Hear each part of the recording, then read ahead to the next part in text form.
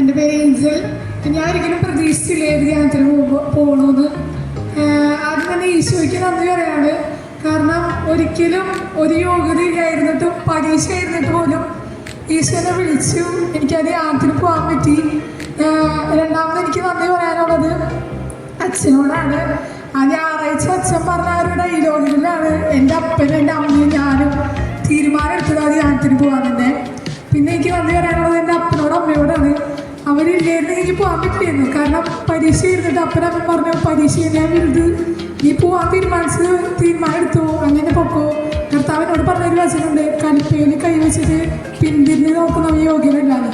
ആ ഒരു വചനത്തിൻ്റെ ഉറപ്പിൽ ഞാൻ പോയത് ഭയങ്കര എന്താ പറയുക, പോവാത്തവർക്ക് നഷ്ടമായി ഞാൻ പറയുള്ളൂ. പോയവർക്ക് കൃപയ്ക്ക് മേൽ കൃപ ലഭിച്ചു എന്ന് ഞാൻ പറയും. കാരണം എന്താണ് പറഞ്ഞാൽ വാക്കുകളില്ല പറയുന്നത്.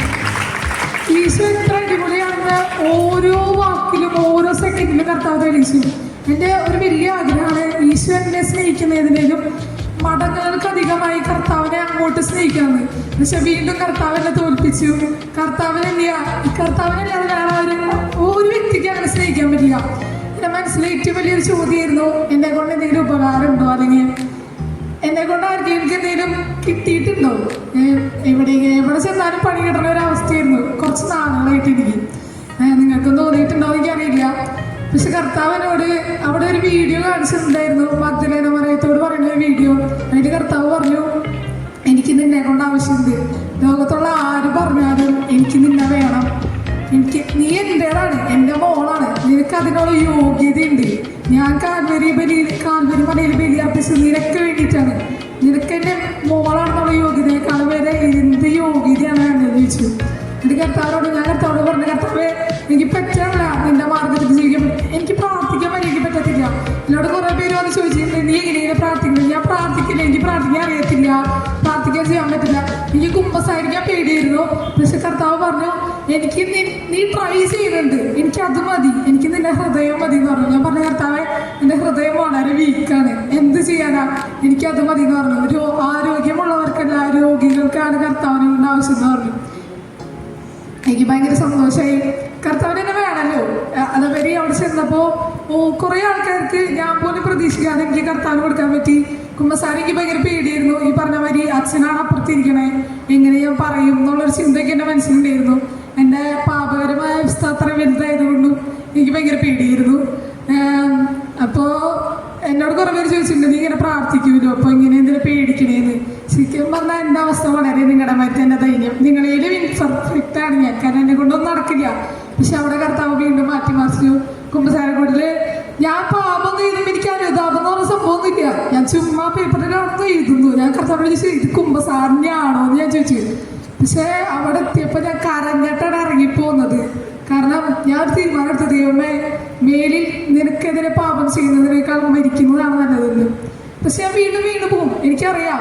പക്ഷെ കർത്താവിനോട് പറഞ്ഞു, കർത്താവിന് എൻ്റെ ഹൃദയം മതി, ഞാൻ ട്രൈ ചെയ്യുന്നുണ്ട്, അത് മതി. ഇപ്പോൾ ഞാൻ കർത്താവിന് മുമ്പിൽ കർത്താവിന് വേണ്ടി ഇങ്ങനെ പറയാൻ നിൽക്കുമ്പോൾ അത്രമേൽ എനിക്ക് സന്തോഷമുണ്ട്.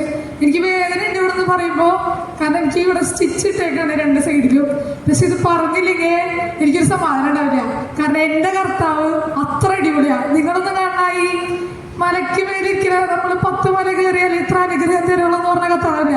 എൻ്റെ കർത്താവ് എൻ്റെ കൂടെ നിന്ന് ഡാൻസ് കളിക്കും, എൻ്റെ കൂടെ പാട്ട് പാടും, എൻ്റെ കൂടെ ഫുഡ് അടിക്കും, എൻ്റെ കൂടെ കമൻറ്റ് അടിക്കും, എൻ്റെ കൂടെ എല്ലാം പണി കയറ്റി വാങ്ങും. അതേപോലത്തെ ഒരു കർത്താവാണ്. ഇപ്പം എക്സാമ്പിൾ പറഞ്ഞു കഴിഞ്ഞാൽ, ഇന്നലെ വരെ എനിക്ക് ഫുഡ് വെള്ളം മാത്രമേ ആക്കാൻ പറ്റുള്ളൂ. ഞാൻ ജ്യൂസ് ചോദിച്ചു, കർത്താവ് എനിക്ക് ജ്യൂസ് തന്നു. ചൂടുവെള്ളം വേണം പറഞ്ഞു. ഞാൻ പരിശോധിച്ചു, കർത്താവ് എനിക്ക് കുളിക്കാൻ ചൂടുവെള്ളം വേണം, തണുത്തോളം ഇല്ല. കർത്താവ് എനിക്ക് ചൂടുവെള്ളം തന്നു. ഞാൻ പറയേണ്ട ആവശ്യമില്ല, ആരോടും ഞാൻ പറയില്ല. പക്ഷെ കർത്താവ് സെറ്റാക്കി തരും. എനിക്ക് ഐസ്ക്രീം ആണെന്ന് പറഞ്ഞു, ഐസ്ക്രീം സെറ്റാക്കി. ഏതൊക്കെ വഴികളിൽ എങ്ങനെയൊക്കെ വരണം എനിക്ക് അറിയില്ല. പിന്നെ ഞാൻ നടന്നു പോകുമ്പോൾ, കർത്താവ് ഞാൻ പള്ളി പോകണം, നല്ല രസം, അതിടി നല്ല രസം. എൻ്റെ കൂടെ കമൻ്റ് അടിക്കും, എൻ്റെ കൂടെ ഡാൻസ് കളിക്കും. ഞാൻ ശരിക്കും അവിടെ ഓരോ ഡാൻസ് കളിക്കുമ്പോഴും എൻ്റെ മുഖം നിങ്ങൾ ശ്രദ്ധിച്ചാൽ എനിക്ക് അത്ര സന്തോഷമായിരുന്നു.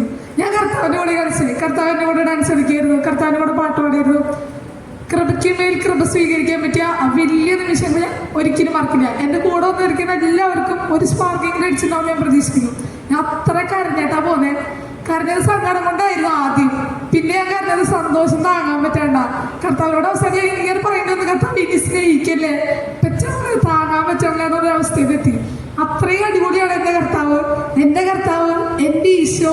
അത്ര വൈബാണ്. നിങ്ങൾ കാണുന്നവരില്ല, പുള്ളിക്കാരൻ വേറെ ലെവലാ. നമ്മളേലും വൈബയാ ഫ്രീക്കൻ ഈശോ എന്ന് പറയുന്നത് അവസാനം ഈശോ. ഈ ധ്യാനത്തിന് ഇപ്പോൾ ഞാൻ നോർമൽ ധ്യാനം പോലെ ഇരിക്കുന്നത്, പക്ഷെ മ്യൂസിക്കൽ റിട്രീറ്റ് ആയിരുന്നു. അച്ഛൻ്റെ ഓരോ വരികളും ഈ ആയിരക്കാൾ സുന്ദരജോമ പറഞ്ഞ പോലെ ആ പാട്ടൊക്കെ മനസ്സിൽ തട്ടി. അമ്മാതിരി ലൈറ്റ് സെറ്റിങ്സും അതൊക്കെ നമ്മളെ ദൈവത്തായിട്ട് അങ്ങനെ കണക്ട് ചെയ്യാൻ പറ്റുന്നതും അങ്ങനെയായിരുന്നു. ഈ കുമ്പസാരം തന്നെ ഫേസ് ടു ഫേസ് ആയിരുന്നു. അച്ഛനൊരു കഥയിരിക്കണം, നമ്മളടുത്ത് ഓരോ കാര്യങ്ങൾ ചോദിക്കും, നമ്മളങ്ങോട്ട് നിർബന്ധിച്ച് പറയിപ്പിക്കില്ല. അപ്പോൾ പതുക്കെ പറഞ്ഞ് കുറേ നേരം ഒരു അരമണിക്കൂറോളം അവിടെ ഇരുന്ന് കുമ്പസാരിച്ചു. അതിനൊപ്പം കൗൺസിലിംഗ് ഉണ്ടായിരുന്നു. അതും ഇതുപോലെ തന്നെ സിസ്റ്റർമാരായിരുന്നു. അവർ നമുക്ക് വേണ്ട കാര്യങ്ങളും നമ്മൾ ഇനി ലൈഫ് മുന്നോട്ട് പോകേണ്ട ഡീറ്റെയിൽസ് ആയിട്ടുള്ള വിശദീകരിച്ച് പറഞ്ഞത് അതൊക്കെ തന്നെ. Praise the Lord. ഒത്തിരി സന്തോഷമുണ്ട്.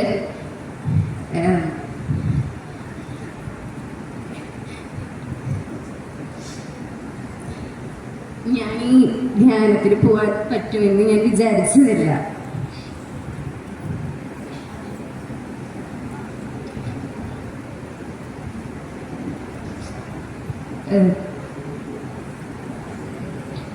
ഞാൻ ഒരിക്കലും വിചാരിച്ചില്ല ഈ ധ്യാനത്തിന് പോകാൻ കഴിയുന്നത്.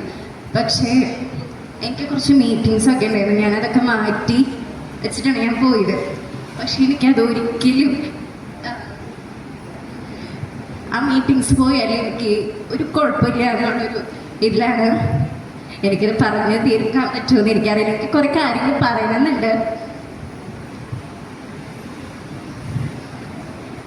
ഇപ്പൊ നേരത്തെ പറഞ്ഞ പോലെ ആയിരങ്ങളെക്കാൾ സുന്ദരന് ഈ പാട്ട് ഇപ്പോഴും പോയിട്ടില്ല. ഇപ്പോഴും ഇടയ്ക്കിടയ്ക്ക് എനിക്ക് അറിഞ്ഞുകൂടാ ഞാൻ എന്താണ് ഇങ്ങനെ പാടുന്നതെന്ന്. ഞാൻ ഇപ്പോഴും പാടിക്കൊണ്ടിരിക്കുകയാണ് ഈ പാട്ട്.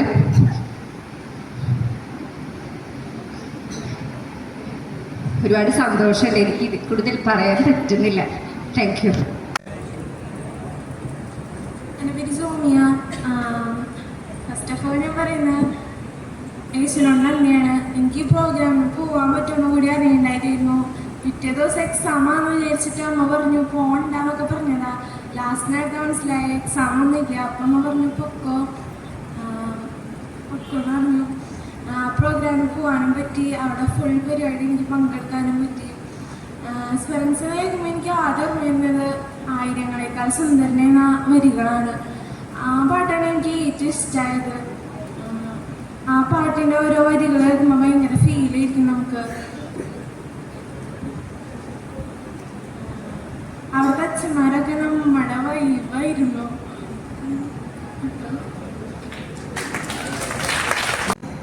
കേട്ടില്ലേ?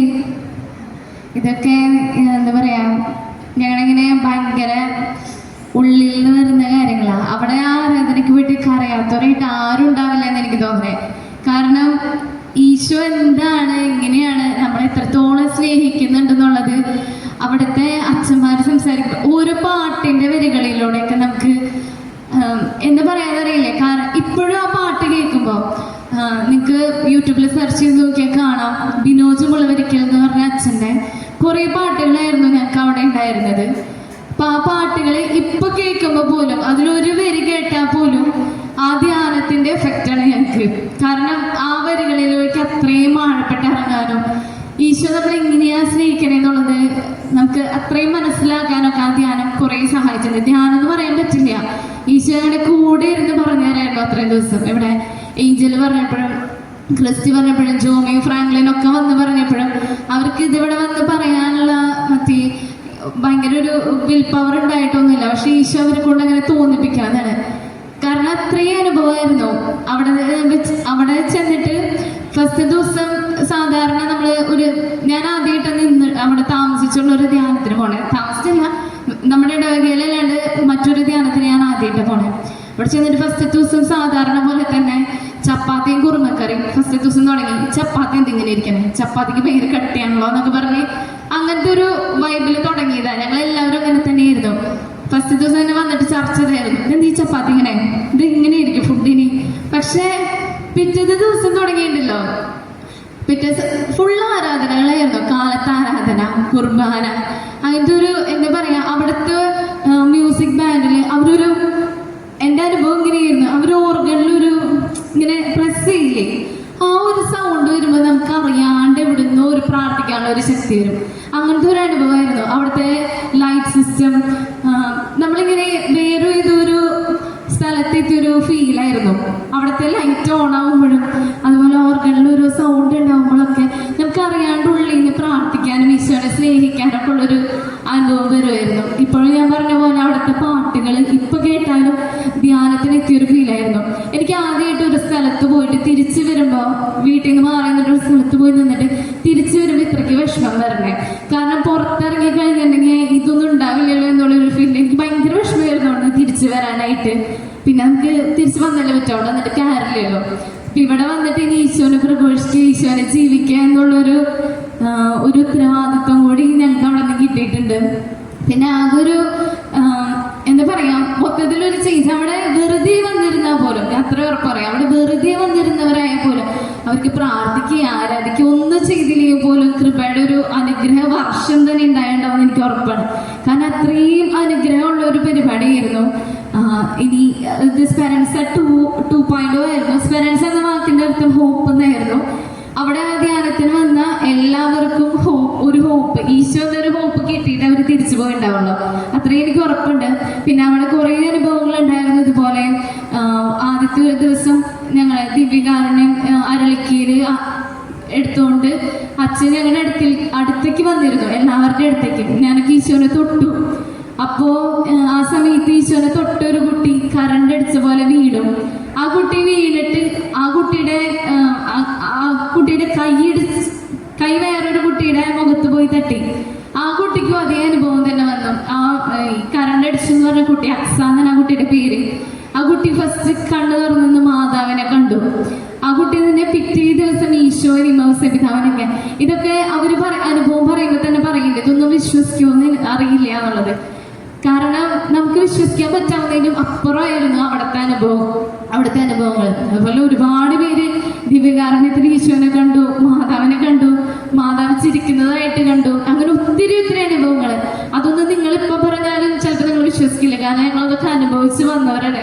നിങ്ങൾക്ക് അങ്ങനത്തെ അനുഭവങ്ങൾ ഉണ്ടാവട്ടെ, ഈശോ നിങ്ങളെ അനുഗ്രഹിക്കട്ടെ എന്ന് പ്രത്യേകം പ്രാർത്ഥിക്കുന്നു. ഈശോ എല്ലാവരെയും സ്നേഹിക്കുന്നുണ്ട്. ആ സ്നേഹം കണ്ടെത്താനായിട്ട് കുറച്ച് സമയം കൊടുത്താൽ മതി.